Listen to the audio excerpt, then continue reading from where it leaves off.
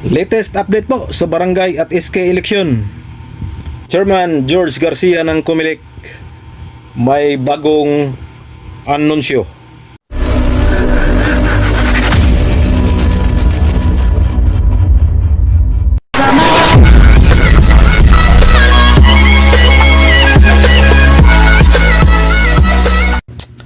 Hello, magandang gabi po sa ating lahat mga kapobre. So, isang mapagpalang gabi sa inyong lahat. So, ngayon ay alas 6 na po ng gabi mga kapobre. Philippine time, 6 o'clock in the evening. So, ngayong gabi po ay may bagong update po sa barangay at SK election. Kung natatandaan nyo mga kapobre, may sinabi na po ang Comelec chairman na si Comelec chairman George Erwin Garcia na pipirmahan na daw ng Pangulo ang panukalang batas na term setting bill sa 12 ng Agosto at alas 2 po ng hapon ang schedule. Pero mga kapobre, ngayon po ay may panibagong sinabi ang ating Comelec chairman at panoorin natin to. There we go. May natanggap din anyang impormasyon ang Comelec na wala nang mangyayaring ceremonial signing sa panukalang batas na gawing fix ang term ng mga barangay at SK officials na maaaring magpupuspo naman sa barangay at sangguniang kabataan election sa BSKE. Hahayaan na lang ito na maging batas pagkalipas ng isang buwan matapos ipadala sa tanggapan ng Pangulo. August 14, kung hindi tayo nagkakamali, ang paglaps in tulo ng panukalang batas na nataas sa opisina ng presidente, yung mismong panukalang batas na yan na nagpapaliban. So base sa computation ng palasyo, it's August 14, maglalaps in tulo.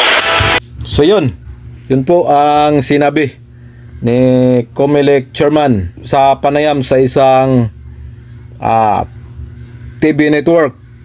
So sabi po ng Comelec chairman na wala na pong magaganap na ceremonial signing or formal signing ceremony. Kasi po nakatakda po ito sana sa Agosto 12, pero base din sa pagbibilang is maglalaps in tulo po ito sa Agosto 14. 30 days na po yang panukalang batas na yan. Kaya minabuti na ng Pangulo na ilaps na lang in tulo, hindi na pipirmahan.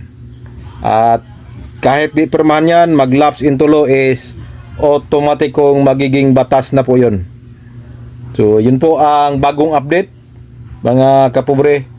Comelec chairman nagsabi na po na hindi na pipirmahan ng Pangulo, wala nang magaganap na ceremonial signing, bagkos ito ay hayaan na lang maglaps in tulo.